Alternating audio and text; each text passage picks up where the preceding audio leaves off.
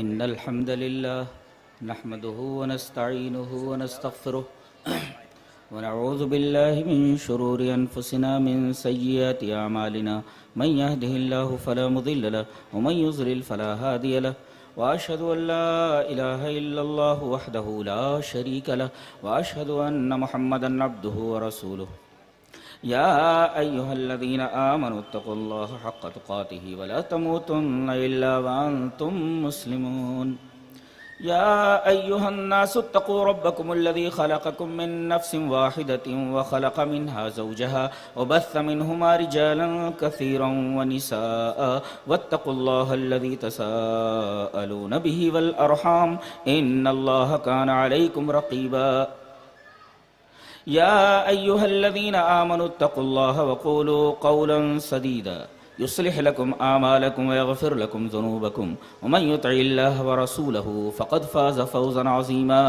أما بعد فإن خير الحديث كتاب الله وخير الهدي هدي محمد صلى الله عليه وسلم وشر الأمور محدثاتها وكل محدثة بدعة وكل بدعة ضلالة الضلالة في النار أعوذ بالله من الشيطان الرجيم بسم الله الرحمن الرحيم يا أيها الذين آمنوا أطيعوا الله وأطيعوا الرسول ولا تبطلوا أعمالكم حضرات علماء کرام، محترم بزرگوں، نوجوان بھائیوں، پیارے بچوں، خواتین اسلام، میں اپنی تقریر کا آغاز عالم اسلام کے مایہ ناز مفکر علامہ ابن تیمیہ علیہ رحمہ کے قول سے کرنا چاہتا ہوں۔ کہتے ہیں کہ جس شخص نے دو چھوٹے چھوٹے سوالوں کے دو چھوٹے چھوٹے جوابات جان لیے تو سمجھو کہ اس نے پوری شریعت جان لی، اور جس نے ان دو چھوٹے چھوٹے سوالوں کے دو چھوٹے چھوٹے جوابوں کے اوپر عمل کر لیا، اس نے پوری شریعت کے اوپر عمل کر لیا۔ پہلا سوال، من تعبد، عبادت کس کی؟ دوسرا سوال، وکیف تعبد، عبادت کیسی؟ ظاہر ہے عبادت کس کی؟ جواب، عبادت صرف اللہ کی۔ دلیل سورہ زاریات کی آیت، اللہ نے ارشاد فرمایا وما خلقت الجن والانس الا لیعبدون، میں نے جنوں اور انسان کو صرف اور صرف اپنی عبادت کے لیے پیدا کیا ہے۔ گویا مقصد تخلیق انسانی اللہ تبارک و تعالیٰ کی عبادت ہے، اور جتنے انبیاء کرام آئے انہوں نے اپنی اپنی امتوں کے سامنے یہی پیغام رکھا کہ عبادت اگر کی جائے تو صرف اور صرف اللہ کی۔ لیکن اسی پر بس نہیں کیا گیا کہ عبادت صرف اللہ کی ہو، یہ بھی ضروری قرار دیا گیا کہ عبادت اللہ کی کس طرح کی جائے۔ کیا انسانی عقل کو، انسانی ارادے کو، انسانی ہوا کو، انسانی خواہش کو اس معاملے میں آزاد چھوڑ دیا جائے کہ وہ جس طرح چاہے اللہ کی عبادت کرے؟ قطعاً نہیں۔ عبادت وہی مطلوب ہے جو اللہ کے بتائے ہوئے طریقے کے مطابق ہو۔ تو عبادت کس کی؟ آیت کریمہ بتا رہی ہے عبادت صرف اللہ کی، اور عبادت کیسی؟ عبادت محمد جیسی۔ یہی دونوں چیزیں، اس کے علاوہ شریعت میں کچھ نہیں ہے، اور انہی دونوں چیزوں کو مضبوطی سے پکڑنے کے لیے کہا گیا ہے۔ اب آپ چاہیے کہہ لیں کہ پہلے کا مطلب ہے لا الہ الا اللہ، دوسرے کا مطلب ہے محمد الرسول اللہ، بالفاظ دیگر یہ کہہ لیں کہ ایک کا نام ہے اطاعت الہی، دوسرے کا نام ہے اطاعت رسول، یا یہ کہہ لیں کہ ایک کا نام ہے کتاب، دوسرے کا نام ہے سنت، کچھ بھی کہہ لیں آپ، اور انہی دونوں چیزوں کو مضبوطی سے پکڑنے کے لیے کہا گیا۔ دلیل یہ حدیث پاک، وعن ابی ہریرہ رضی اللہ تعالی عنہ قال قال رسول اللہ صلی اللہ علیہ وسلم انی قد ترکت فیکم شیئین لن تضلوا بعدہما کتاب اللہ وسنتی ولن یتفرقا حتی یرد علی الحوض، رواہ الحاکم فی المستدرک فی کتاب العلم۔ حضرت امام حاکم رحمہ اللہ مستدرک علی الصحیحین میں یہ حدیث کتاب العلم کے اندر لا ہے، راوی حضرت ابو ہریرہ ہیں۔ حضرت ابو ہریرہ فرماتے ہیں کہ نبی اکرم صلی اللہ علیہ وسلم نے ارشاد فرمایا کہ میں نے تمہارے درمیان دو چیزیں چھوڑ دی ہیں، ان دونوں چیزوں کو اگر مضبوطی سے پکڑے رہو گے تو گمراہ نہیں ہوگے، اور یہ دونوں چیزیں ایک دوسرے سے الگ نہیں ہو سکتی جب تک کہ میرے پاس حوض کے اوپر نہ آ جائیں۔ دیکھیے ایک کا نام کتاب ہے، دوسرے کا نام سنت، کتاب اللہ و سنتی، اللہ کی کتاب، اللہ کی کتاب، اللہ کی بات، اس پر عمل کیسے کیا جائے؟ وہ سنتی، اس میں نبی کریم صلی اللہ علیہ وسلم کا طریقہ اختیار کیا جائے۔ آئیے نماز، اللہ نے فرمایا اقیم الصلاۃ، نماز قائم کرو، یہ اللہ کا حکم ہے۔ سوال یہ ہے کہ یہ عبادت نماز کیسے پڑھی جائے، کیسے ادا کی جائے، کیسے قائم کی جائے؟ قرآن حکیم میں تو اس کی تفصیل موجود نہیں ہے۔ آئیے کس طرح یہ نماز ادا کی جائے، یہ عبادت کس طرح ادا کی جائے؟ حدیث اس طرح، وعن ابی قلابۃ حدثنا ابو سلیمان مالک بن الحویرث قال لنا رسول اللہ صلی اللہ علیہ وسلم صلوا كما رأيتموني اصلي فاذا حضرت الصلاة فليؤذن لكم احدكم وليؤمكم اکبركم، رواہ البیہقی فی السنن الکبری۔ حضرت امام بیہقی رحمہ اللہ اپنی حدیث کی کتاب سنن کبریٰ کے اندر یہ روایت لائے، راوی حضرت مالک بن حویرث ہیں۔ حضرت مالک بن حویرث فرماتے ہیں کہ ہم تمام صحابہ کرام سے رسول اکرم صلی اللہ علیہ وسلم نے فرمایا کہ تم اسی طرح نماز پڑھو جس طرح تم مجھے نماز پڑھتے ہوئے دیکھتے ہو۔ دیکھیے نماز ایک عبادت ہے، یہ اس وقت تک قبول نہیں ہو جب تک کہ نبی کریم صلی اللہ علیہ وسلم کی بتائی ہوئی کیفیت کے مطابق نہ ادا کی جائے۔ دلیل یہ حدیث پاک۔ وعن ابی ہریرہ رضی اللہ تعالی عنہ عن النبی صلی اللہ علیہ وسلم قال ان الرجل لیصلی 60 سنة وما تقبل له صلاة لعله يتم الركوع ولا يتم السجود ويتم السجود ولا يتم الركوع، رواه المنذری فی الترغیب والترہیب وقال الالبانی هذا حدیث صحیح۔ یہ حدیث صحیح ہے اور راوی حضرت ابو ہریرہ رضی اللہ تعالیٰ عنہ اور امام منذری رحمہ اللہ اپنی حدیث کتاب ترغیب اور ترہیب کے اندر یہ روایت اسی طرح لائے ہیں۔ حضرت ابو ہریرہ فرماتے ہیں کہ نبی اکرم صلی اللہ علیہ وسلم نے ارشاد فرمایا کہ ایک آدمی اللہ کے حضور پیش ہوگا، اللہ پوچھے گا، اسے معلوم ہے کہ تم نے نماز کتنے سال پڑھی؟ وہ کہے گا 60 سال۔ ان الرجل لیصلی 60 سنة، 60 من 60، سنہ من ایئرس، 60 سال میں نے نماز ادا کی ہے۔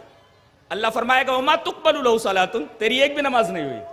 سوال یہ ہے کہ یہ آدمی تو 60 سال نماز پڑھ کر کے گیا ہے اور اللہ یہ فرما رہا ہے کہ اس کی ایک بھی نماز نہیں ہوئی۔ کیوں؟ اس لیے کہ اس نے اس طریقے سے نماز نہیں ادا کی جس طریقے سے نبی نے نماز پڑھنے کا طریقہ بتایا تھا۔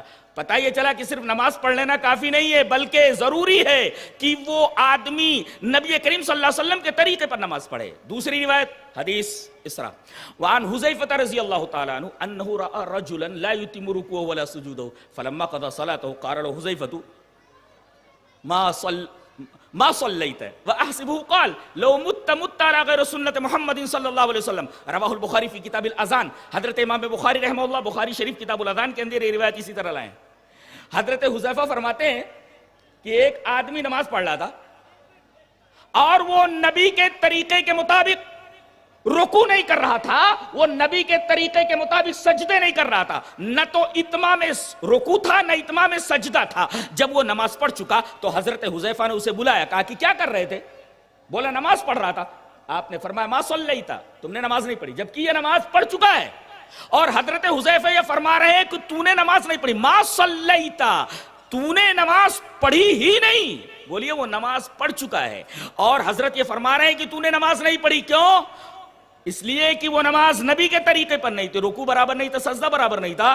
اور آخر میں حضرت حذیفہ نے یہ فرمایا لو مت علی غیر سنت محمد صلی اللہ علیہ وسلم، نماز تو پڑھ رہا ہے لیکن اگر اس طرح نماز پڑھتے ہوئے تو مر گیا تو کم سے کم تیری موت سنت رسول پر تو نہیں ہوگی۔ اللہ اکبر۔ اس کا مطلب سنت مانے طریقہ، اس کا مطلب نماز اگر ادا کی جائے تو سنت رسول کے مطابق، رسول کے طریقے کے مطابق نماز ادا کی جائے، مگر رسول کا طریقہ اس میں ملحوظ نہ رکھا جائے، اللہ کے ہاں وہ نماز قبول نہیں ہوتی۔ کتنے لوگ ہیں کن کی نماز حنفی ہے، کس کی نماز شافعی ہے، کس کی نماز حنبلی ہے، کسی کی نماز مالکی ہے، لیکن کوئی اللہ کا بندہ یہ نہیں کہتا کہ رسول نے جس طریقے سے ہمیں نماز پڑھنے کے لیے کہا ہے لاؤ نماز محمدی کی تلاش کریں۔ نماز پڑھ لینا کافی نہیں ہے، بلکہ یہ دیکھنا ضروری ہے کہ نماز کس طریقے سے ادا کی گئی ہے۔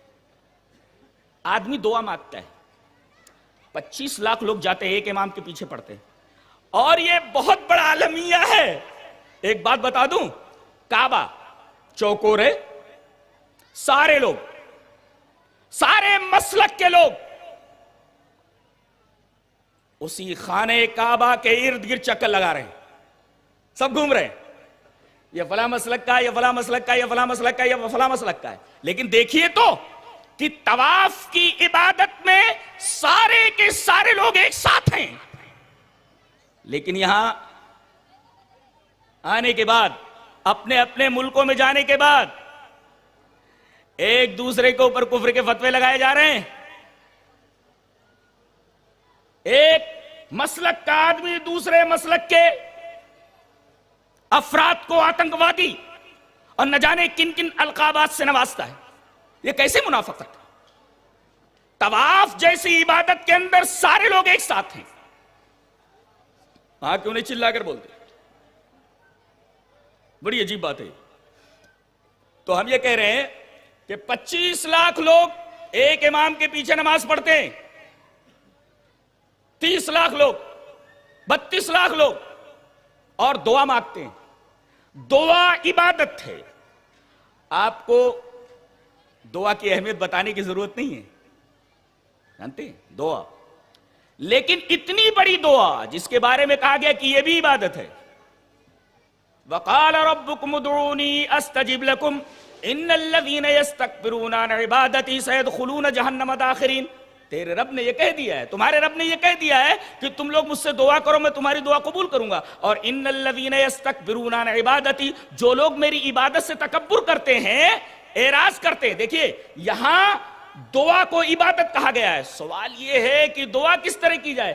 آج بہت سارے لوگ ہیں، نمازوں کی دعائیں دیکھ لیں، بچوں کو تو دعائیں سکھائی جاتی ہیں وہ دیکھ لیں، کتنی ملاوٹیں ہیں ان دعاؤں میں۔ کوئی یہ کہے کہ ان دعاؤں کے اندر آپ دیکھیں کہ نبی نے کتنا کہا ہے اور مولوی نے کتنا گھسا دیا ہے اس کے اندر، جبکہ دعا کے اندر جتنا نبی نے بتا دیا ہے اتنا ہی ہمیں دعا کرنی ہے، اتنا ہی کہنا ہے۔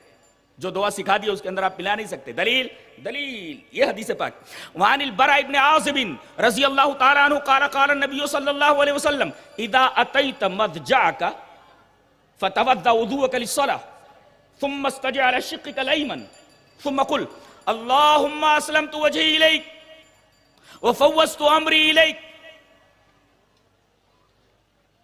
والجأت ظهري اليك رغبة ورهبة إليك لا ملجأ ولا منجا منك إلا إليك اللهم آمنت بكتابك الذي أنزلت وبنبيك الذي أرسلت قال فرد فإن مت من ليلتك فأنت على الفطرة واجعلهن آخر ما تتكلم به قال فرددتها على النبي صلى الله عليه وسلم فلما بلغت اللهم آمنت بكتابك الذي أنزلت قلت ولرسولي قال لا وبنبيك الذي أرسلت رواہ البخاری فی کتاب الوضو۔ حضرت امام بخاری رحمہ اللہ اس حدیث پاک کو جو ایک صفحے کے اندر تھی میں نے پوری پڑھ دی ہے، کتاب الوضو کے اندر موجود ہے، راوی حضرت براء ابن عازب ہے۔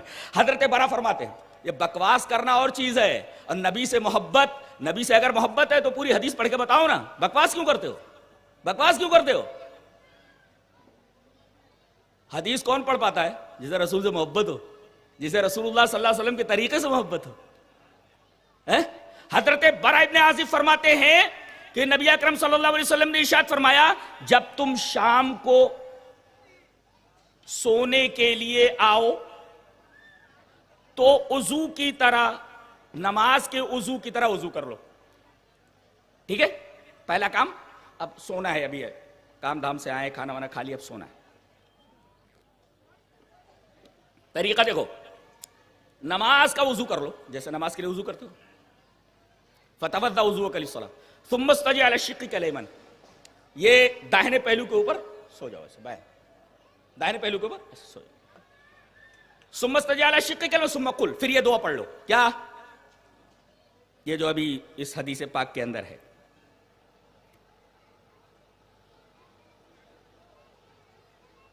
کہتے ہیں میں نے یہ دعا یاد کر لی۔ کون؟ یہ جو ہے راوی حضرت براء ابن عازب، اس لیے کہ رسول اللہ صلی اللہ علیہ وسلم نے فرمایا کہ یہ جو دعا ہے اللہم اسلمت وجہی الیک سے لے کر کے ارسلتا تک، یہ پوری دعا اگر آدمی پڑھ کر کے سو گیا، وضو کر لیا، دائیں پہلو کے اوپر لیٹ گیا اور یہ دعا پڑھ کے سو گیا، اگر اسی رات مر جاتا ہے تو اس کی موت فطرت کے اوپر ہوتی ہے۔ اور نبی کریم صلی اللہ علیہ وسلم نے فرمایا کم سے کم آخری کلام تو یہی بنا لو اپنا، ہر روز پڑھتے رہو سوتے وقت یہ دعا، اور یہ طریقہ اختیار کرو. اگر تم اسی رات مر گئے تو تم فطرت کے اوپر ہو. حضرت براء ابن عازب نے دیکھا کہ یہ دعا اتنی اہم ہے, لاؤ یاد کر لیتے. یاد کر لیا. یاد کرنے کے بعد اسے لا رہے ہیں کریکشن کرانے کے لیے. کس کے پاس؟ نبی کریم صلی اللہ علیہ وسلم کے پاس. کہ اے اللہ کے رسول, وہ دعا جو آپ نے بتائی, اس دعا کی فضیلت میرے ذہن میں آئی. اے اللہ کے رسول, میں نے وہ دعا بائی ہارٹ کر لی ہے, ازبر کر لیا ہے, میں پڑھ رہا ہوں, کہیں کوئی غلطی ہو تو بتا دیجئے. قال فرددتها علی النبی صلی اللہ علیہ وسلم, میں نے اس دعا کو نبی کریم صلی اللہ علیہ وسلم کے اوپر ریپیٹ کیا, پڑھا. پتہ یہ چلا کہ کوئی دعا بھی اگر آدمی یاد کرے تو کریکٹ کرے کہ یہ دعا نبی سے ثابت ہے کہ نہیں. وہ دیکھے کہ حدیث کی کتابوں کے اندر یہ دعا صحیح طریقے سے مروی ہے کہ نہیں. انہوں نے دعا یاد کی اور نبی کریم صلی اللہ علیہ وسلم کو سنائی, اور نبی کریم صلی اللہ علیہ وسلم سے کریکشن چاہا کہ اے اللہ کے رسول, اس دعا کے اندر اگر کوئی غلطی ہے تو بتائیے. میں نے پڑھنا شروع کیا. اللہم اسلمت وجہی الیک والجأت ظہری الیک وفوضت امری الیک رغبۃ ورہبۃ الیک لا ملجا ولا منجا ملک الا الیک اللہم آمنت بکتابک الذی انزلت وبنبیک الذی ارسلت. اچھا, یہ پوری دعا تھی. وبنبیک الذی ارسلت. دیکھو یہ کہا وبنبیک الذی ارسلت, پوری دعا پڑھ گئے. وہ پوری دعا پڑھنے کے بعد یہ کہہ رہے ہیں کہ میں جب پہنچا اس پر, فلما بلغت اللہم آمنت بکتابک الذی انزلت, اس کے بعد کیا کہنا تھا؟ وبنبیک الذی ارسلت. کہتے ہیں کہ وہ بنبیک کے بجائے میں نے وہ رسولک الذی ارسلت کہہ دیا, جبکہ رسول کا مرتبہ نبی سے بڑا ہوتا ہے.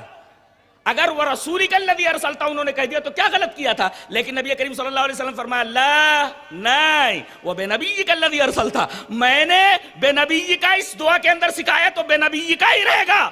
تو نے ولے رسول کا وہ بے رسول کا کیوں بڑھایا؟ پتہ یہ چلا کہ دعا عبادت ہے, نبی نے جو سکھایا ہے اسی طریقے سے دعا کرنا ہے. اس کا مطلب دعا عبادت ہے, دعا بھی اسی طریقے سے کرنی ہے جس طریقے سے نبی نے ہمیں سکھائی ہے. سمجھ گئے جی؟ چلیے اس بات کو ایک اور حدیث سے پروف کر لیتے ہیں. حدیث اس طرح, وعن نافع ان رجلا اتى الى جنب ابن عمر فقال الحمد لله والسلام على رسول الله. قال ابن عمر وانا اقول الحمد لله والسلام على رسول الله وليس هكذا علمنا رسول الله صلى الله عليه وسلم, علمنا ان نقول الحمد لله على كل حال. رواه الترمذي في كتاب الادب. حضرت امام ترمذی رحمہ اللہ ترمذی شریف کتاب الادب کے اندر یہ روایت اسی طریقے سے لائے. راوی حضرت نافع. جانتے ہیں سب سے بہترین, میں پانی مانگا تو میرا منہ کیا دیکھ رہے, آپ پلاتے رہو, ایسے کروں تو پانی دے دیا کرو.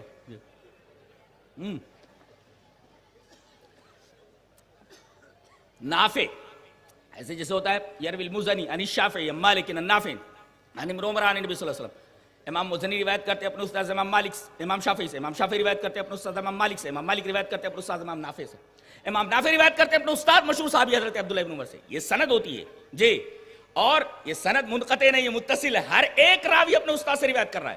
یہاں دیکھیے آپ, یہاں حضرت نافع یہ شاگرد ہیں حضرت عبداللہ ابن عمر کے, مشہور صحابی, ان سے یہ روایت ہے. وہ کہہ رہے ہیں کہ میں بیٹھا ہوا تھا اور کچھ لوگ بھی وہاں تھے, اور حضرت عبداللہ ابن عمر رضی اللہ تعالیٰ عنہ کی مجلس تھی. اچانک ایک آدمی کو چھینکا ہے اس کو, تو کہنے لگا الحمدللہ والسلام علی رسول اللہ. حضرت عبداللہ ابن عمر نے فوراً ڈانٹ دیا. قال ابن عمر وانا اقول الحمدللہ والسلام علی رسول اللہ, میں بھی بولتا ہوں الحمدللہ والسلام علی رسول اللہ, ولیس ہکذا علمنا رسول اللہ صلی اللہ علیہ وسلم. لیکن چھینک کے موقع پر نبی کریم صلی اللہ علیہ وسلم نے ہمیں یہ دعا نہیں سکھائی ہے الحمدللہ والسلام علی, یہ جو تو نے بڑھایا ہے نا والسلام علی رسول اللہ, یہ چھینک کے موقع پر نہیں ہے. علمنا ان نقول الحمدللہ علی کل حال, صرف الحمدللہ پڑھنا ہے. یہ تو نے السلام علی رسول اللہ کا جو جملہ بڑھایا ہے یہ نبی سے ثابت نہیں ہے. اس کا مطلب یہ ہوا کہ جس مقام کے لیے جتنی دعا بتائی گئی, جس کیفیت کے ساتھ, اسی کیفیت کے ساتھ آدمی کو دعا پڑھنی ہے.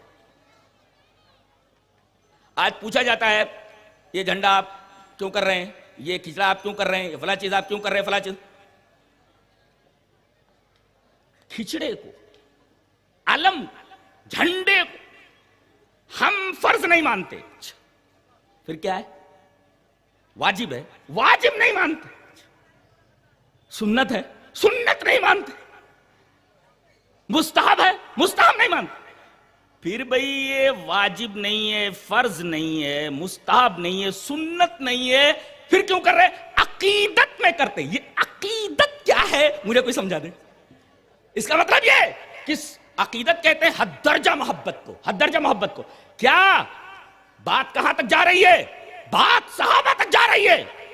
بتائیے ہر صحابی جس نے اپنا تن من دھن اپنی عزت تک رسول کے نقشے کفے پا کے گروی رکھ دیا اور محبت کی انتہا جس کی تعریف الحمد سے لے کر کے والناس کی سین تک پورے قرآن کے اندر بھری پڑی ہے، انہیں یہ عقیدت سمجھ میں نہیں آئی. عقیدت میں کر رہے ہیں. ذرا عقیدت کا مطلب تو بتاؤ مجھے. جو چیز فرض نہیں ہے، واجب نہیں ہے، سنت نہیں، مستحب، عقیدت میں کر رہے ہیں. یہ عقیدت کا مطلب ذرا مجھے سمجھا دیجئے. یہ عقیدت کیا صحابہ کرام نے نہیں سمجھی؟ عقیدت کہتے ہیں محبت کی انتہا کو. تم ایسا کر رہے ہو، کیا یہ محبت صحابہ کرام کے پاس نہیں تھی؟ انہوں نے کیوں ایسا نہیں کیا؟ یہ چیزیں جو تم کر رہے ہو صحابہ کرام نے نہیں کیا. کیا ان کے پاس عقیدت نہیں تھی؟ کیا ان کے پاس محبت نہیں تھی جناب محمد رسول اللہ صلی اللہ علیہ وسلم کی؟ صحابہ کو گالی دینا اس سے بڑی توہین صحابہ کی اور کیا ہو سکتی ہے؟ کہ انہیں عقیدت کا مطلب سمجھ میں نہیں آیا، انہیں رسول اللہ صلی اللہ علیہ وسلم سے محبت نہیں تھی، انہیں رسول اللہ صلی اللہ علیہ وسلم سے عقیدت نہیں تھی. میں پوچھتا ہوں، واجب نہیں، فرض نہیں، یہ نہیں وہ نہیں، عقیدت میں کر رہے ہیں. عقیدت میں کوئی چیز جائز ہو جاتی ہے کیا رسول کے تئیں یا رسول اللہ صلی اللہ علیہ وسلم کی طرف نسبت کرنے سے؟ آئیے ہم بتاتے ہیں کہ شریعت کیا ہے. شریعت بتا دوں، شریعت لے کر کے جاؤ. شریعت کہتے کس کو ہیں؟ شریعت سمجھ لو. حدیث اس طرح وعن عبداللہ بن عباس رضی اللہ تعالی عنہما ان زمام بن مسالبہ اخا بنی سعد بن بکر لما اسلم سأل رسول اللہ صلی اللہ علیہ وسلم عن فرائض الاسلام من الصلاة وغیرها فعد علیہ صلوات الخمس لم يزد علیہن ثم الزکاة ثم صیام رمضان ثم حج البیت ثم عالم ما حرم اللہ علیہ فلما فرغ قال اشهد ان لا اله الا الله واشهد انك رسول الله وسافعل ما امرتني به لا ازيد ولا انقص قال ثم ولى فقال رسول اللہ صلی اللہ علیہ وسلم ان يصدق ذو العقیصتین يدخل الجنہ. رواه احمد فی مسندہ. حضرت امام احمد بن حنبل رحمہ اللہ یہ پوری حدیث ایسے ہی مسند احمد کے اندر لائے. راوی جیسے کہ معلوم حضرت عبداللہ ابن عباس ہیں. حضرت عبداللہ ابن عباس فرماتے ہیں کہ زمام ابن ثعلبہ یہ ایمان لائے، یہ رسول کے پاس آئے کہ اللہ کے رسول بتائیے اسلام کیا ہے؟ What is Islam? What is اسلام؟ اسلام کیا ہے آپ بتائیے. آپ نے بتایا اسلام نام ہے توحید کا، اسلام نام ہے نماز کا، زکوٰۃ کا، اور رمضان کا، رمضان کے روزوں کا، اور اگر اللہ نے استطاعت دی ہے تو حج کر لو، حج البیت. اور یہ چیزیں حرام ہیں، یہ چیزیں حلال ہیں. بس فلما فرغا یہ کہہ کر کے نبی کریم صلی اللہ علیہ وسلم چپ ہو گئے. دیکھیے 2 منٹ کے اندر آپ نے ان کو سب بتا دیا اور آپ خاموش ہو گئے. خاموش ہو گئے. فلما فرغا آپ جب چپ ہوئے، فارغ ہوئے، قال تو وہ صحابی بول رہے ہیں اشہد ان لا الہ الا اللہ، میں گواہی دیتا ہوں کہ اللہ کے علاوہ کوئی معبود نہیں، واشہد انک رسول اللہ، اور میں گواہی دیتا ہوں کہ آپ اللہ کے رسول ہیں. دیکھ رہے ہیں آپ، لا الہ الا اللہ یہ ہے عبادت کس کی، اور محمد الرسول اللہ میں گواہی دیتا ہوں کہ اللہ کے عبادت ایسی رسول اللہ صلی اللہ علیہ وسلم جیسی. اور آگے وہ ٹکڑا دیکھ لو، کہنے لگے میں گواہی دیتا ہوں کہ اللہ کے علاوہ کوئی معبود نہیں، میں گواہی دیتا ہوں کہ آپ اللہ کے رسول ہیں. اور آگے دیکھو کہہ رہے ہیں وَسَأَفْعَلُ مَا أَمَرْتَنِي بِهِ، اور میں اب آج سے لے کر زندگی کے آخری لمحے تک وہی کروں گا جو آپ نے مجھے کرنے کا حکم دیا ہے. لا ازید ولا انقص، نہ میں بڑھاؤں گا نہ گھٹاؤں گا. عقیدت کہاں سے آ گئی؟ عقیدت کی وجہ سے. پھر یہ کیا ہے؟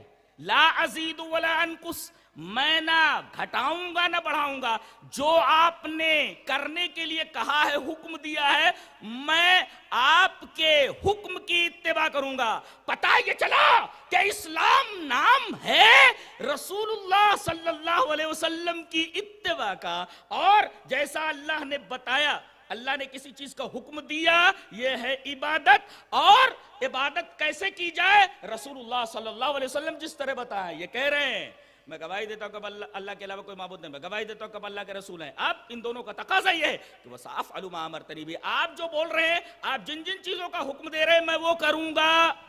آپ جو حکم دے رہے ہیں، دیکھیے آپ امرت، آپ جو حکم دے رہے ہیں، کوئی پیر کہے میں نہیں مانوں گا، کوئی امام کہے میں نہیں مانوں گا، کوئی بڑی شخصیت کہے میں نہیں مانوں گا، فلاں صاحب کریں، فلاں صاحب کہیں میں نہیں مانتا. آپ جو کہہ رہے ہیں اللہ کے رسول، اس لیے کہ اللہ نے آپ کو معصوم بنایا ہے، اللہ نے آپ کی اتباع کا حکم دیا ہے۔ اللہ نے فرمایا وَمَا أَرْسَلْنَا مِن رَّسُولٍ إِلَّا لِيُطَاعَ بِإِذْنِ اللَّهِ، جتنے بھی رسول آئے سب کے بارے میں ہم نے یہ آرڈر دیا ہے، یہ میرا حکم ہے، میرا اذن ہے، میرا آرڈر ہے کہ اس کی اطاعت کی جائے۔ کسی امام کے بارے میں، کسی شخصیت کے بارے میں، کسی پیر کے بارے میں، کسی شخصیت کے بارے میں اللہ نے یہ نہیں کہا نبی کے علاوہ کی وہ بھی حجت ہے، حجت صرف جناب محمد الرسول اللہ صلی اللہ علیہ وسلم، اس لیے کہ آپ معصوم ہیں اور معصوم ہی کی اتباع کی جاتی ہے، غیر معصوم کی اتباع مشکوک ہوتی ہے، صحیح بھی ہو سکتی نہیں بھی ہو سکتی۔ اب ظاہر ہے کہ گڑبڑ ہے، اسے پیش کرو معصوم کے اوپر تو معلوم ہو جائے کہ یہ صحیح ہے یا غلط ہے، تو لے دے کر کے بات وہاں پہنچ گئی نا کہ معصوم ہی کی اتباع کیجیے۔ تو رسول تو معصوم ہے اور معصوم ہی کی اتباع سے جنت ملنے والی ہے۔ کوئی اپنی ہوا سے، اپنی خواہش سے اگر کوئی چیز کہتا ہے یا کرتا ہے وہ شریعت نہیں ہے۔ شریعت یہ ہے جو نبی نے بتایا، اور یہ صحابی کہہ رہے ہیں کہ اللہ کے رسول آپ جس چیز کا حکم دے رہے ہیں میں کروں گا، ایک بات، اور لا ازید ولا انقص، یہ جملہ قابل غور ہے، نہ بڑھاؤں گا نہ گھٹاؤں گا، یہ قابل غور۔ اب جب بات ہو گئی کہہ کر کے انہوں نے پیٹھ موڑا، واللہ اس کا مطلب نبی کریم صلی اللہ علیہ وسلم بیٹھے ہوئے ہیں اور پیٹھ کس طرف ہو گئی؟ نبی کی طرف، نبی کی طرف پیٹھ ہو گئی۔ یہاں تو کسی قبر کے پاس جا کر کے ایسے پیچھے ہٹتے ہیں، ایسے رسول ناراض نہیں ہوئے کہ میرے صحابی نے میری طرف پیٹھ کر دی۔ گویا ادب رسول اگر بتائے تو وہی ادب ہے، اپنی طرف سے اگر کوئی ادب نکالتا ہے کہ یہ ادب ہے تو وہ ادب نہیں ہے، نبی جو بتائے کہ یہ ادب ہے وہی ادب ہے۔ اب نبی کریم صلی اللہ علیہ وسلم نے فرمایا، انہوں نے ایک بات کہی اور پھر واللہ، روایت کے اندر واللہ کا مطلب ہوتا ہے پیٹ کرنا، جیسے بیٹھے ہوئے ہیں میں ان کے سامنے بیٹھا ہوا ہوں، اب مجھے چلنا ہوا تو میں سیدھا ان کی طرف پیٹ کر کے جا رہا ہوں، انہوں نے پیٹ کی، دنیا کا کوئی بھی عالم اس کے خلاف ترجمہ کر کے بتائے واللہ، اور میں تو ویسے بھی عربی کا وہ ہوں، طالب علم ہوں الحمدللہ جی۔ قال ثم واللہ، کہتے ہیں راوی کہ انہوں نے پیٹ پھیری اور چل پڑے۔ آگے جب گئے تو رسول اللہ صلی اللہ علیہ وسلم نے صحابہ کرام کو خطاب کر کے فرمایا ان یصدق ذو العقیصتین يدخل الجنہ، اگر یہ آدمی سچ بول کر کے گیا تو جنتی ہے۔ اللہ، یہ اسلام ہے، اسلام اتنا شارٹ، اتنا مختصر ہے، اسلام کو سمجھنا اتنا آسان ہے، کتنا مشکل بنا دیا ہے لوگوں نے۔ پتہ یہ چلا کہ نماز عبادت اگر رسول کے طریقے پر نہیں ہے تو وہ نماز نہیں ہوتی، دعا عبادت ہے، اللہ نے فرمایا ان الذین یستکبرون، اگر وہ نبی کے طریقے پر نہیں ہے تو وہ دعا قبول نہیں ہوتی، اس لیے کہ وہ دعا ہے ہی نہیں، اس لیے کہ رسول کے طریقے پر نہیں ہے۔ اللہ،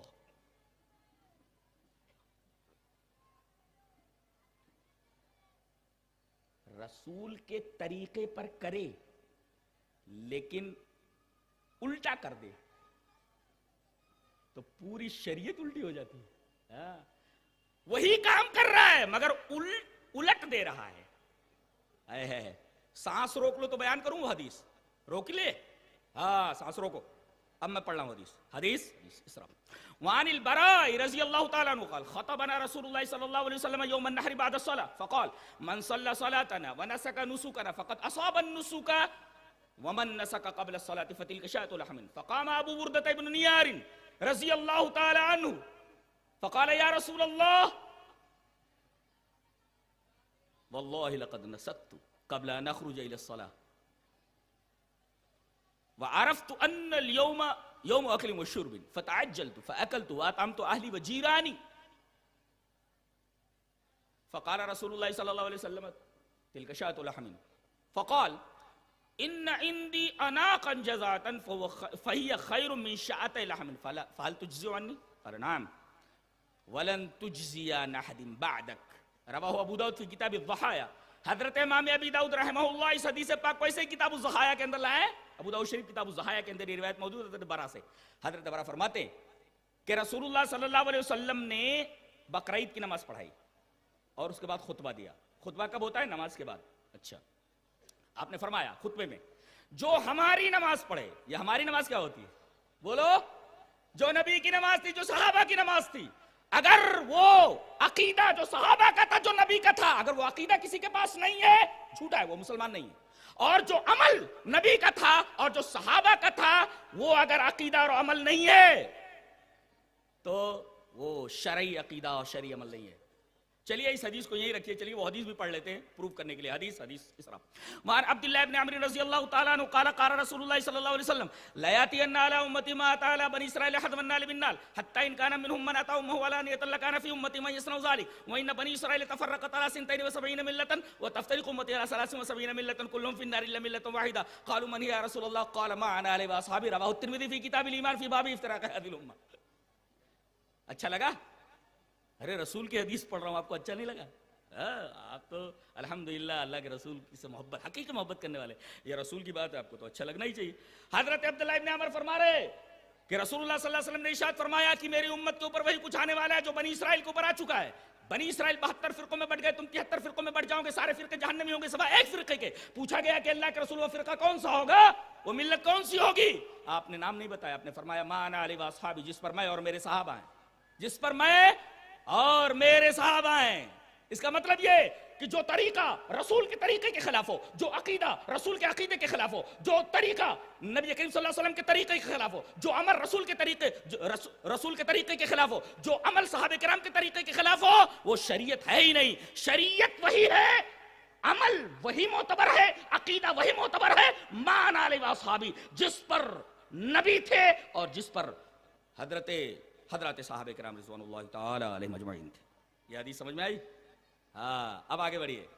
آپ نے فرمایا من صلی صلاتنا, جس نے ہماری نماز پڑھی, ونسک نسکنا, اور ہماری قربانی کی, فقط اصاب النسک, تو اس کی قربانی ہوئی. ارے حضرت ابو بردہ ابن نیار کھڑے ہو گئے, بڑی پیاری بات کہنے جا رہا ہوں. حضرت ابو بردہ ابن نیار کھڑے ہوئے اور کہا کہ اللہ کے رسول کیا بات کر رہے ہو؟ ارے میں تو ایک بکری لایا تھا دانت والی. اللہ کے رسول میری نیت تھی اللہ کی راہ میں قربان کرنے کی, لیکن آپ کہہ رہے ہیں کہ اسے خطبے سے پہلے, نماز سے پہلے قربان نہیں کیا جا سکتا. اللہ کے رسول میں نے تو کر ڈالا, واللہ لقد نسکت قبل ان اخرج الى الصلاۃ, نماز کی طرف نکلنے سے پہلے میں نے قربانی کر ڈالی, میری نیت صحیح تھی. وعرفت ان اليوم يوم اكل وشرب, اور میں نے قیاس لگایا. میری سمجھ میں بات دیکھیے, صحابی کا بھی عمل معتبر نہیں ہے اگر وہ رسول اللہ صلی اللہ علیہ وسلم کے طریقے کے خلاف. دیکھو کہہ رہے ہیں کہ میرے خیال میں یہ آیا, ارے جب نبی کی حدیث کے مقابلے میں صحابی کا قیاس نہیں چلتا تو نبی کے حدیث کے مقابلے میں کسی امام کا, کسی پیر کا قیاس کیسے چل سکتا ہے؟ یہ دیکھیں نیت صحیح. اور دوسری بات یہ معلوم ہے, نیت اگر صحیح ہو تب بھی عمل معتبر نہیں ہوتا جب تک کہ وہ نبی کے طریقے کے مطابق نہ ہو. آپ کو معلوم ہے کہ انما الاعمال بالنیات, آپ کو جانتے ہی ہیں کہ عملوں کا دار و مدار نیت پر ہے. کہتے ہیں نیت اگر صحیح ہو تو عمل صحیح ہو جاتا. نہیں, نیت صحیح ہو اور نیت کے مطابق عمل ہو, وہ عمل رسول کے طریقے کے مطابق نہیں تو نیت بھی بیکار ہے. دیکھ رہے ہیں, نیت یہ تھی کہ میں یہ بکری لایا ہوں اللہ کی راہ میں قربانی کرنے کے لیے, نیت بالکل صحیح ہے, لیکن عمل رسول کے طریقے کے خلاف ہو گیا. کہا کہ اللہ کے رسول آپ کی سنت یہ ہے کہ نماز کے بعد قربانی کی جائے. اللہ کے رسول میں نے صحیح نیت سے تو لے کر کے آیا تھا میں اللہ کی راہ میں قربانی کرنے کے لیے, لیکن پہلے کر لیا اور میں یہ سمجھا کہ یہ پورا دن کھانے پینے کا دن ہے. دیکھو یہاں انہوں نے قیاس لگایا آپ نے, اور میں نے جلدی کر دی, میں نے کھا لیا, اپنے پڑوسیوں کو کھلا دیا. واتم تو اہلی و جیرانی, اپنے بچوں کو کھلا دیا, پڑوسیوں کو کھلا دیا. آپ نے فرمایا یہ گوشت کی بکری ہے, ہاں یہ قربانی نہیں, یہ گوشت ہے, یہ گوشت کھانا ہوا, جیسے روز کھاتے ہو ویسے ہی گوشت کھانا ہوا, یہ قربانی نہیں. سوال یہ ہے کہ نیت تو اچھی تھی نا, اللہ کی راہ میں قربان کرنے کے لیے لائے تھے. نیت صحیح ہو, عمل بھی کرے آدمی, لیکن وہ عمل رسول کے طریقے کے مطابق ہو, تو یہ کہنا کہ نیت ہماری صحیح تھی لہذا عمل صحیح ہو جائے گا, بالکل غلط ہے. یہ صحیح نیت سے لائے تھے, لیکن چونکہ نبی کے طریقے کے مطابق یہ عمل نہیں ہوا لہذا نیت بھی بیکار گئی. آپ نے فرمایا وہ گوشت کی بکری ہے. کہا کہ اللہ کے رسول صرف اتنا کرنے سے, آگے پیچھے کرنے سے, میری نیت تو صحیح تھی. بولے تیری نیت کا کوئی اعتبار نہیں ہے, میری سنت کا اعتبار ہے, میرے طریقے کا اعتبار ہے. کہا کہ اللہ کے رسول 1 سال کا ایک جانور ہے میرے پاس, اللہ کے رسول کیا وہ کافی ہو جائے گا؟ کہا کہ ہاں کر لے, لیکن تیرے بعد کسی کے لیے یہ کافی نہیں ہوگا, یہ خاص ہے تیرے لیے, ہاں تیرے لیے خاص ہے. یہ نبی کریم صلی اللہ علیہ وسلم کے بارے میں دیکھیے کہ ہر عمل کا دار و مدار نیت کے اوپر ہے, یہ ضروری. لیکن نیت جو بنیاد ہے کہ اگر نیت نہ ہو تو عمل نہیں ہوتا, اگر یہ نیت بھی نبی کے طریقے کے مطابق نہیں ہے تو عمل معتبر نہیں ہے. یہ حدیث پاک میں بتا رہی ہے, کوئی شک بالکل نہیں.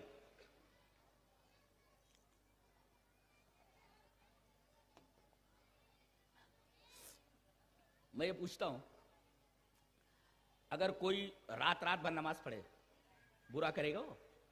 اللہ سے محبت، اللہ سے محبت، اے اللہ میں نے بال بچوں کو چھوڑ دیا، اب دنوں رات میں رات بھر سوؤں گا نہیں، بیوی بچوں کے پاس نہیں جاؤں، میں تیری عبادت کروں، برابر روزے رکھنا، کسی دن گیپ نہ کرنا، کوئی بری بات ہے؟ کوئی بری بات ہے؟ ارے اللہ سے محبت کی دلیل ہے، بیوی بچوں کے جھنجٹ سے دور رہنا، صرف اللہ کی عبادت میں لگ جانا، اچھی بات ہے کہ نہیں؟ کتنا اچھا عمل، اللہ کے لیے اس نے شادی نہیں کی، بیوی بچوں کو جھنجٹ نہیں پاتی، کتنے بڑے بڑے عمل ہیں. دیکھو آئیے حدیث دیکھتے ہیں. حدیث اسراء. وعن انس بن مالک رضی اللہ تعالی عنہ یقول جاء ثلاثة رهط إلى بيوت أزواج النبي صلى الله عليه وسلم يسألون عن عبادة النبي صلى الله عليه وسلم فلما أخبروا كأنهم تقالوها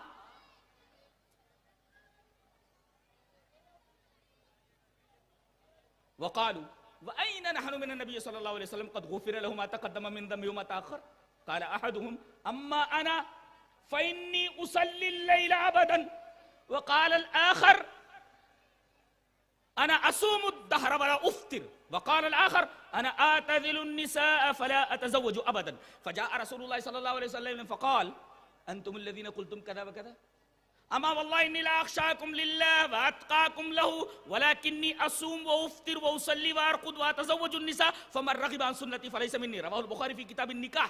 حضرت امام بخاری رحمہ اللہ اس پوری حدیث کو ایسے کتاب النکاح کے اندر لائے.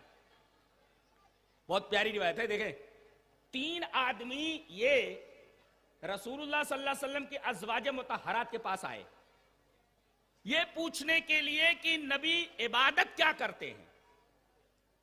مسجد کی عبادت نہیں, مسجد میں تو سب دیکھتے تھے, گھر کی عبادت, گھر کی عبادت وہ کیسی ہوتی. جب امہات المومنین نے بتایا تو انہوں نے کم سمجھا, تھوڑی سی عبادت کر لیتے ہیں آپ, لیکن خود ہی اس کی تعویل کر لی. ارے ہم کہاں اور نبی کہاں, نحن من النبی صلی اللہ علیہ وسلم قد غفر له ما تقدم من ذنبه وما تاخر. کہاں آپ نبی, آپ کے اگلے پچھلے سب خطائیں معاف ہیں, اور ہم لوگ تو بہرحال نبی نہیں ہیں. دیکھو صحابہ کرام جو انبیاء کرام کے بعد سب سے بڑے ولی ہیں, یہ کہہ رہے ہیں کہ ہم نبی کی برابری نہیں کر سکتے. یہاں کن کن کو کھڑا کر دیا جا رہا ہے نبی کے مقابلے میں؟ کتنی بڑی جرات ہے, صحابی نہیں کھڑا ہو سکتا نبی کے مقابلے میں, تمام صحابہ نہیں کھڑے ہو سکتے. وہ کہہ رہے ہیں آئین نحن من نبی صلی اللہ علیہ وسلم. یہ کب بولا جاتا ہے جانتے ہیں؟ یہ ترکیب کہاں آتی ہے؟ عربی کے اسکالرز بیٹھے ہوئے ہیں, اور ہمارے عزیز مولانا عبد الغفار صاحب یہ تو بہرحال پی ایچ ڈی کر رہے ہیں, عربی ہی میں پی ایچ ڈی کر رہے ہیں, وہ تو اچھے اسکالر ہیں, جانتے ہیں. دیکھو وَأَيْنَ نَحْنُ کب بولا جاتا ہے؟ وَأَيْنَ السُّرَيَّ مِنَ السَّرَى, کیا بولتے ہیں؟ أَيْنَ السُّرَيَّ مِنَ السَّرَى, کہاں زمین کہاں آسمان, سفر ایسا. وَأَيْنَ نَحْنُ مِنَ, ہم کہاں اور نبی کہاں, اتنا فرق ہوتا ہے زمین اور آسمان کا. صحابی کو اعتراف ہے کہ ہم میں اور نبی میں فرق زمین اور آسمان کا ہے. جیسے زمین اور آسمان آپس میں مل نہیں سکتے, ایسے ہی جب زمین اور آسمان آپس میں مل نہیں سکتے تو کوئی ہستی ایسی نہیں ہے جسے نبی کے مقابلے میں کھڑا کیا جا سکے. ارے ہمارے نبی کے مقابلے میں کوئی نبی نہیں کھڑا کیے جانے کے لائق ہے, میں بول دوں یہ, کوئی نبی کھڑا نہیں ہوگا ہمارے نبی کے مقابلے میں. اس حدیث پر ابھی رکے رہیے, ایک حدیث سے اس بات کو پروف کرتا ہوں. حدیث اس طرح, وعن جابر رضی اللہ تعالی عنہ ان عمر بن الخطاب رضی اللہ تعالی عنہ اتى رسول اللہ صلی اللہ علیہ وسلم بنسخة من التوراة فقال یا رسول اللہ هذه نسخة من التوراة فسكت فجعل يقرأ ووجه رسول الله صلى الله عليه وسلم يتغير فقال ابو بكر ثقلت كالسواكل ما ترى بوجه رسول الله صلى الله عليه وسلم فنظر عمر الى وجه رسول الله صلى الله عليه وسلم فقال اعوذ بالله من غضب الله ومن غضب رسوله رضينا بالله ربا وبالاسلام دينا وبمحمد نبيا فقال رسول الله صلى الله عليه وسلم والذي نفس محمد بيده لو بدا لكم موسى فاتبعتموه وتركتموني لضللتم عن سواء السبيل ولو كان موسى حيا وادرك نبوتي لاتبعني رواه الدارمي. یہ پوری کی پوری روایت ایک صفحے کی دارمی شریف کے اندر موجود ہے. راوی حضرت جابر بن عبداللہ. حضرت جابر فرماتے ہیں کہ حضرت عمر بن خطاب رضی اللہ تعالیٰ عنہ تورات کا ایک نسخہ لے کر کے, دیکھیں تورات لے کر کے آ رہے ہیں. تورات کون سی کتاب ہے؟ آسمانی کتاب ہے کہ نہیں ہے, اور ایک پیغمبر کے اوپر اتری ہے, موسیٰ کے اوپر اتری ہے. دیکھیں اب یہ لا رہے ہیں, کہا کہ اللہ کے رسول یہ تورات. آپ نے دیکھا, فسکت, خاموش ہو گئے. جب دیکھا نبی دیکھ کر کے خاموش ہو گئے, فجعل یقرأ, he began to read, he began reading, پڑھنے لگے وہ. اب وہ پڑھتے جا رہے ہیں اور نبی کریم صلی اللہ علیہ وسلم کا چہرہ انور متغیر ہوتا جا رہا ہے، بدلتا جا رہا ہے ہمارے غصے کے. کوئی برا کر رہے ہیں کیا؟ یہ تو آسمانی کتاب ہے، موسیٰ پر اتری ہے، یہ موسیٰ پر اتری ہے. نبی کریم صلی اللہ علیہ وسلم کیوں خفا ہیں، آپ کیوں غصے میں ہیں؟ اس وجہ سے کہ اس کے اندر بہت ساری باتیں اللہ کی ہیں، لیکن چند باتیں، کچھ باتیں لوگوں نے اپنی طرف سے ملا دی ہیں جس سے عقیدہ خراب ہو جائے. ایک کتاب پڑھی جاتی ہے نا، کہتے کیا وہ غلط ہے؟ اس میں بھی تو احادیث ہیں، اس میں بھی تو اللہ کی آیتیں ہیں. ہم یہ کہتے ہیں کہ تورات بھی تو حضرت موسیٰ پر اتری، وہ بھی تو اللہ کی کتاب ہے. تو نبی کریم صلی اللہ علیہ وسلم نے اس کے پڑھنے کے اوپر ناراضگی کیوں ظاہر فرمائی؟ اس وجہ سے کہ اس کے اندر کچھ ایسی باتیں جس سے عقیدہ اور عمل خراب ہو سکتا تھا، جس سے آدمی صراط مستقیم سے بھٹک سکتا تھا.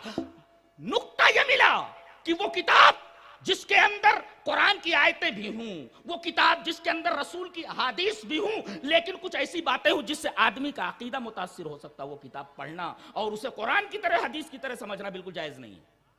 انہوں نے ایسا ہی کیا. یہ کتاب جو پڑھی جا رہی ہے یہ تو آدمی نے لکھی ہے، نہیں کہا جا سکتا کہ اللہ کی طرف سے نازل ہے، وہ تو نازل تھی. اور نبی کریم صلی اللہ علیہ وسلم ان کے پڑھنے کے اوپر غضبناک ہو رہے ہیں. وہ پڑھتے جا رہے ہیں. حضرت ابو بکر جو مزاج دانے رسول ہیں، انہوں نے کہا رے رونے والیاں تیرے اوپر روئیں، عمر کیا کر رہا ہے؟ نبی کا چہرہ نہیں دیکھ رہا، ماں ترا بے وجہ رسول کا چہرہ نہیں دیکھ رہا. اب وہ تو سر جھکا کر تورات پڑھ لیتے. فنظر عمر، اب نگاہ اٹھی، فنظر عمر الی وجہ رسول اللہ صلی اللہ علیہ وسلم. نبی کریم صلی اللہ علیہ وسلم کے چہرے کی طرف جب انہوں نے نگاہ اٹھائی کانپ گئے. رسول اللہ صلی اللہ علیہ وسلم کا چہرہ ہمارے غصے کے سرخ ہو رہا ہے. کیوں بھائی؟ تورات ہی تو پڑھ لیں. اور جلدی جلدی کہنے لگا اعوذ باللہ من غضب اللہ. ایک طرف رکھ دیا انہوں نے تورات کو، اعوذ باللہ من غضب اللہ من غضب رسول. میں اللہ کے غضب سے اللہ کی پناہ چاہتا ہوں، میں رسول کے غضب سے اللہ کی پناہ چاہتا ہوں. رضیت باللہ ربا وبالاسلام دینا وبمحمد النبی. جب وہ گھبراہٹ دیکھی نبی کریم صلی اللہ علیہ وسلم نے حضرت عمر کی، آپ نے فرمایا فقال رسول اللہ صلی اللہ علیہ وسلم والذی نفس محمد بیدی، قسم ہے اس ذات کی جس کے ہاتھ میں محمد کی جان ہے، اگر آج موسیٰ بھی آ جائیں اور مجھے چھوڑ کر تم ان کی پیروی کرنے لگو تو گمراہ ہو جاؤ گے. بولو، ہمارے نبی کی موجودگی میں ایک دوسرے نبی کی اتباع گمراہی ہے، تو ہمارے نبی کو چھوڑ کر کے کسی دوسرے آدمی کی اتباع کرنا گمراہی نہیں ہو سکتی. آپ کے مقابلے میں تو کوئی نبی بھی نہیں آ سکتا ہے.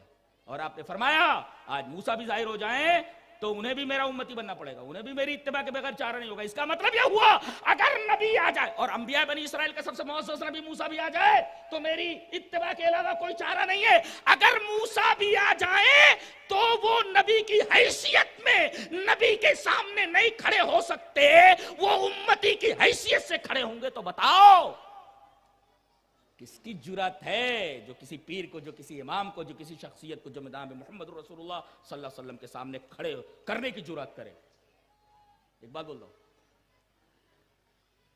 اللہ نے فرمایا یا ایھا النبی انا ارسلناک شاہدا ومبشرا ونذیرا وداعیا الی اللہ باذنہ وسراجا منیرا. اے ہمارے حبیب، آپ سراج منیر ہیں. ایک نقطہ بتا دیتا ہوں، علماء بیٹھے ہوئے ہیں.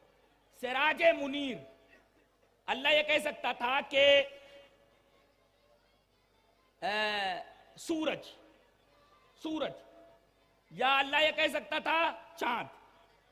یہ سراج کیوں کہا؟ چراغ کے لیے. اور سراجم منیرا جلتا ہوا چراغ، روشن چراغ، یہ سورج کو بھی کہتے ہیں. اور جو گھر میں چراغ جلتا ہے، بتی جلتی ہے، اس کو بھی بولتے ہیں.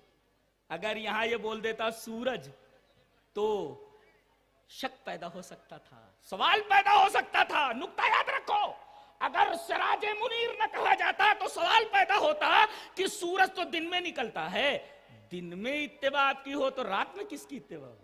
بتایا گیا سراج منیر ہے آپ.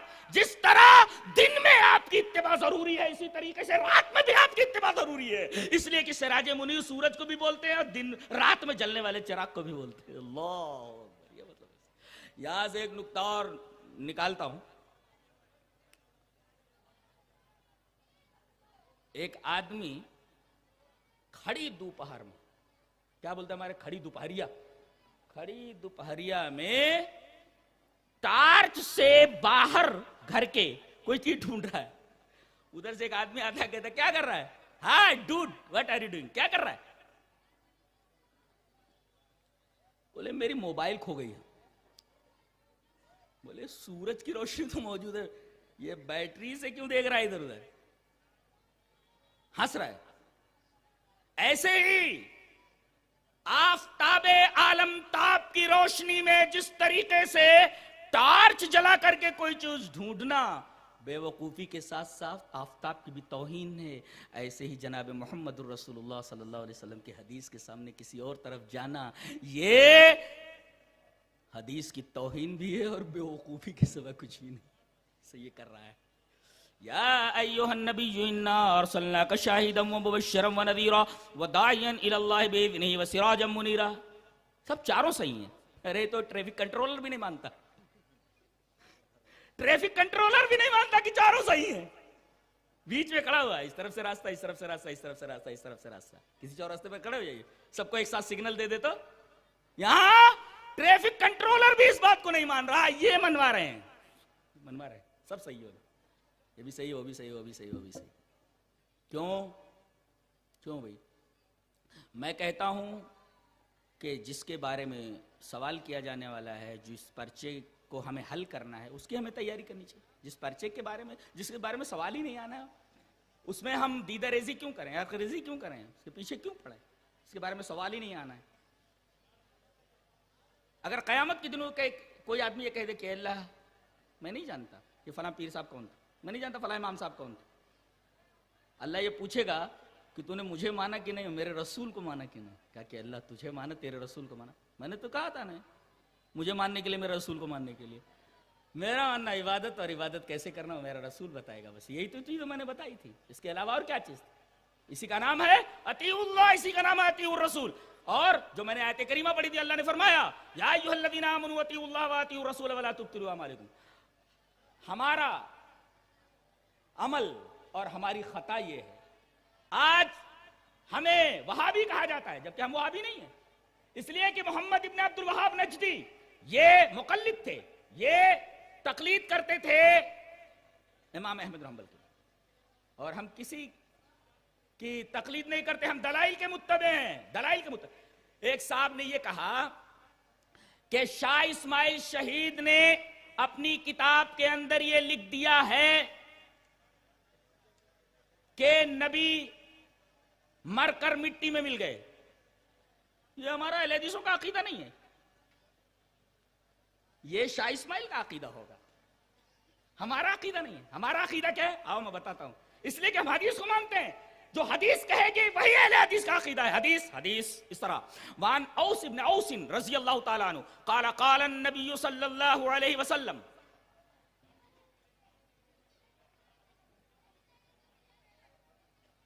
اس حدیث پاک کے اندر ایک بڑے اہم سوال کا جواب دیا گیا. نبی کریم صلی اللہ علیہ وسلم نے اس حدیث کے اندر یہ بات کہی ہے کہ ان من افضل ایامکم یوم الجمعۃ فاکثروا علی الصلاۃ فیہ فإن صلاتکم معروضۃ علی. قال فقالوا یا رسول اللہ وکیف تورز صلاتنا علیک وقد ارمت؟ قال یقولون بلیت. قال رسول اللہ صلی اللہ علیہ وسلم ان اللہ تبارک و تعالی حرم علی الارض اجساد الانبیاء. رواہ ابو داؤد فی کتاب الصلاۃ. حضرت امام ابو داؤد شریف کتاب الصلاۃ کے اندر نبی کی یہ حدیث لائے, راوی حضرت اوس ابن اوس ہیں. حضرت اوس ابن اوس آتے ہیں اور وہ روایت کرتے ہیں کہ نبی اکرم صلی اللہ علیہ وسلم نے ارشاد فرمایا کہ سب سے افضل دن ہفتے کا جمعہ ہے, تو جمعہ کے دن سب سے زیادہ میرے اوپر درود بھیجو, اس لیے کہ میرے اوپر درود پیش کیا جاتا ہے. ایک نقطہ یہ معلوم, نبی حاضر و ناظر نہیں ہے, اس لیے کہ اگر ہر جگہ حاضر و ناظر ہوتے تو لے جا کر پیش کیے جانے کا کیا مطلب ہے؟ آپ کہتے ہیں میں سنتا ہوں, فرشتے پیش کرتے ہیں, میرے اوپر پیش کیے جاتے ہیں درود. آپ حاضر نہیں ہر جگہ, حاضر نہیں ہر جگہ. اچھا تو تم لوگ کثرت سے درود بھیجو, جمعہ کے دن میرے اوپر درود پیش کیا جاتا ہے. ایک صاحب نے کہا کہ اللہ کے رسول آپ کے اوپر درود کیسے پیش کیا جائے؟ وَكَيْفَ تُورَزُ صَلَاتُنَا عَلَيْكَ، آپ کے اوپر درود کیسے پیش کیا جاتا ہے ہم لوگوں کا. وَقَدْ عَرِمْتَ، آپ تو انتقال کے بعد آپ مٹی میں مل جائیں گے، مٹی میں مل جائیں گے. کون بول رہا ہے؟ صحابی بول رہے ہیں. اور ایک لفظ اور بھی آتا بلیتا، آپ جیسے کپڑا ہوتا ہے ایک دم سڑ جاتا ہے، خراب ہو جاتا ہے، ایسے ہی آپ مٹی میں مل جائیں گے. نبی کریم صلی اللہ علیہ وسلم نے فرمایا یہ عقیدہ صحیح نہیں ہے. آؤ میں تمہیں بتاتا ہوں. اللہ تبارک و تعالی نے حرم علی الارض اجساد الانبیاء، انبیاء کے جسموں کو زمین کے اوپر حرام کر دیا ہے. زمین کے اوپر اللہ نے انبیاء کے اجساد کو حرام کر دیا. زمین کھاتی نہیں ہے، لاش ویسے، بدن ویسے کا ویسا رہتا ہے. یہ عقیدہ اگر شاہ اسماعیل شہید کا تھا تو شاہ اسماعیل شہید جانے، یہ ہمارا عقیدہ نہیں ہے. ہم دلائل کے متبع ہیں، اور دلیل صرف قرآن اور حدیث. اور اگر قرآن اور حدیث کے اندر کوئی بات نہ ملے تو ہم دیکھیں گے اجماع، ہم دیکھیں گے اجتہاد. اگر قرآن، ہمارے اوپر یہ بھی اعتراض ہوتا ہے کہ ہم اجتہاد کو نہیں مانتے، قیاس کو نہیں مانتے، ہم اجماع کو نہیں مانتے. مانتے ہیں، لیکن ہمارا عقیدہ یہ کہ بنیادی یہی دو چیزیں ہیں، ان دونوں کے موجود رہتے ہیں ہم کسی چیز کو نہیں مانتے. جی ہم نہیں مانتے، یہ ہمارا عقیدہ ہے. اچھا، ہمارے اوپر یہ الزام لگایا جاتا ہے کہ ہم ٹیررسٹ ہیں. بتائیے، انگریزوں کے خلاف لڑنے میں ہماری جو قربانیاں ہیں وہ ڈاکٹر تارا چند سے پوچھ لیجیے. ڈاکٹر تارا چند نے لکھا کہ 4 لاکھ اہل حدیثوں کو سولی دی گئی. کوئی درخت ایسا نہیں دکھتا تھا جس کے اوپر کوئی نہ کوئی لاش کسی عالم کی، کسی اہل حدیث کی لٹکتی ہوئی نظر نہیں آتی. ہم نے اس دیش کے لیے اتنا خون بہایا ہے، اتنی جانیں دی ہیں. افسوس کہ ان ساری قربانیوں کو بھلا دیا گیا. اور یہ معاملہ بڑا الٹا ہے، یہ بالکل ظالمانہ رویہ ہے کہ وطن سے محبت کرنے والے لوگوں کے اوپر الزام لگایا جاتا ہے کہ یہ ٹیررسٹ ہے، جبکہ ہم حدیث کو ماننے والے ہیں، اور جو حدیث کو مانتا ہے وہ ٹیررسٹ ہو نہیں سکتا. دلیل یہ حدیث پاک. وعن ابی ہریرہ رضی اللہ تعالی عنہ عن رسول اللہ صلی اللہ علیہ وسلم قال المسلم من سلم الناس من لسانه ويده والمؤمن من امنه الناس على دمائهم واموالهم. رواہ النسائی فی کتاب الایمان و شرائعہ. حضرت امام نسائی رحمہ اللہ نسائی شریف کے اندر یہ روایت کتاب الایمان و شرائعہ کے اندر لائے. راوی حضرت ابو ہریرہ ہیں. حضرت ابو ہریرہ فرماتے ہیں کہ نبی اکرم صلی اللہ علیہ وسلم نے ارشاد فرمایا کہ مسلمان وہ ہے جس کے ہاتھ سے اور جس کی زبان سے لوگ محفوظ رہیں، چاہے وہ مسلم ہو چاہے غیر مسلم ہو. اسی طریقے سے مومن وہ ہے جس کی وجہ سے، جس کے ہاتھ سے مسلمان کا یا غیر مسلم کا مال محفوظ رہے، اس کا خون محفوظ رہے. یہاں دونوں چیزیں موجود ہیں. دماء بھی موجود ہے، دم کی جمع ہے. مال کا لفظ موجود ہے، اس کی جمع اموال یہاں موجود ہے. یعنی مومن وہ ہے کہ لوگوں کا مال محفوظ رہے اس کی وجہ سے، اور لوگوں کی جان اس کی وجہ سے محفوظ رہے. ہم تو حدیث کو ماننے والے ہیں. ہم تو یہ کہتے ہیں میرا پیغام محبت ہے جہاں تک پہنچے، ہماری ذات سے کسی کو کوئی تکلیف نہیں ہونی چاہیے. اس لیے کہ حدیث کہہ رہی ہے کہ مسلمان وہ ہے جس کے ہاتھ سے اور جس کی زبان سے لوگ محفوظ رہیں، چاہے وہ مسلم ہو چاہے غیر مسلم ہو. اور مومن وہ ہے، ایمان والا وہ ہے جس کے ہاتھ سے کسی مسلمان کا یا کسی غیر مسلم کا خون نہ بہے، اور اسی طریقے سے کسی مسلمان اور کسی غیر مسلم کا مال تباہ نہ ہو. آج دنیا کے اندر وہابیت کے نام پر جو کچھ ہو رہا ہے، اہل حدیث ان تمام چیزوں سے بری ہیں، اور یہ کہتے ہیں کہ یہ تمام چیزیں شریعت میں نہیں، ہم ان تمام چیزوں کو نہیں مانتے. بتائیے آج جو کچھ دنیا کے اندر ہو رہا ہے، کتنے مسلمان ہیں؟ تکلیف کن کو ہو رہی ہے؟ مسلمانوں کو تکلیف ہو رہی ہے. ہمارا دیش بھی پریشان ہے، لیکن ہم یہ کہتے ہیں کہ یہ جو پریشانی ہے کیا اس حدیث کے مطابق ہے؟ قطعاً نہیں، قطعاً نہیں. لوگوں کے مال محفوظ نہیں ہے، لوگوں کا خون محفوظ نہیں ہے، لوگوں کی آبرو محفوظ نہیں ہے. لوگ لاکھوں کی تعداد میں سیریا سے، عراق سے، پتہ نہیں کہاں کہاں سے چھوڑ کر کے بھاگ رہے. بچوں کو دیکھو تو کلیجہ کانپ جاتا ہے کہ یہ کیا ہو رہا ہے، اور اسلام کے نام پر یہ سب کچھ کیا جا رہا ہے. میں بباغ دوحل اعلان کرتا ہوں کہ اسلام کے نام پر یہ جو کچھ کیا جا رہا ہے بالکل صحیح نہیں ہے، غلط ہے، اور اس کی جتنی زیادہ ادانت اور جتنی زیادہ مذمت کی جائے کم ہے. میں اس سلسلے سے بول رہا ہوں، اس لیے کہ اہل حدیث حدیث کا متبع ہوتا ہے، دلائل کا متبع ہوتا ہے. اور نبی کریم صلی اللہ علیہ وسلم ہمارا اللہ جس کی ہم عبادت کرتے ہیں، جس کے علاوہ کسی کی عبادت جائز نہیں، وہ رحیم، بسم اللہ الرحمن الرحیم، الحمدللہ رب العالمین، الرحمن الرحیم. اور ہمارا نبی وما ارسلناک الا رحمۃ للعالمین. ہمارے صحابہ محمد رسول اللہ والذین معہ اشداء علی الکفار رحماء بینہم. یہ رحیم، دیکھ رہے ہیں آپ، رحمت کی فضائیں، رحمت کی ہوائیں چلا دی گئی ہیں قرآن میں اور حدیث میں. ہم تو رحمت کے دائی ہیں، رحمت کے دائی. لہذا اگر کوئی اس طریقے کی حرکتیں کرتا ہے تو لوگ اس کا بھی نوٹس لیں اور حکومت بھی اس کا نوٹس لے کہ جو کچھ کہا جا رہا ہے کیا یہ صحیح ہے، کیا جو کچھ کہا جا رہا ہے مبنی بر حقیقت ہے، قطعاً نہیں۔ ہم لوگ یہی چاہتے ہیں، ہم لوگ یہی مانتے ہیں۔ اس طریقے سے میں وہ کہتا ہوں انگریزوں نے ہمارے دیش کے اوپر قبضہ کیا، کتنے خون بہے، کتنا ظلم ہوا، آخر میں ان کو بھاگنا پڑا۔ سر فہرست کون تھے لڑنے میں؟ یہی تھے، حدیث تھے۔ کالا پانی کی سزا کن کو ہوئی؟ ان کو۔ میں کہتا ہوں کس نے یہ کتاب لکھی؟ اعلام الاعلام بین ہندوستان دارالاسلام، ہندوستان دارالاسلام، انگریزوں کے زمانے میں۔ کہ انگریزوں سے لڑ نہیں سکتے آپ، ان سے لڑنا حرام ہے، اس لیے کہ یہ دارالاسلام ہے۔ یہ کتاب کس نے لکھی؟ پوچھ لو آپ، پوچھ لو آپ، ایک نے لکھا۔ خون کس نے بہایا اور کس نے یہ فتویٰ دیا؟ کس نے یہ کتاب لکھی؟